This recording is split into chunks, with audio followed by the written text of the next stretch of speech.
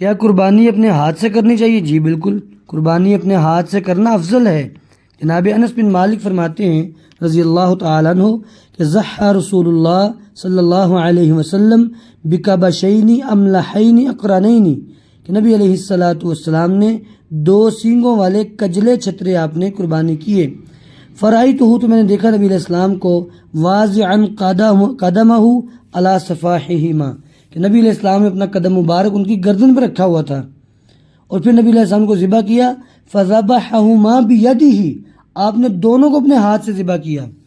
تو گویا کہ بہتر یہ ہے کہ انسان اپنے ہاتھ سے قربانی کرے۔ اگر کوئی بندہ ہاتھ سے قربانی نہیں کر سکتا تو پھر بھی اس میں کوئی حرج نہیں ہے، وہ کسی سے قربانی کروا لے، لیکن کم از کم پاس تو کھڑا ہو۔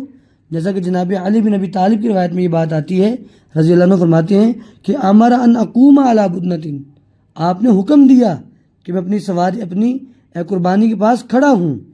تو گویا کہ قربانی کے پاس کم از کم کھڑا ہو جائے، سب سے بہتر اپنے ہاتھ سے قربانی کرے، نہیں تو کم از کم اپنی قربانی کے پاس کھڑا ہو تب قربانی ذبح کی جائے۔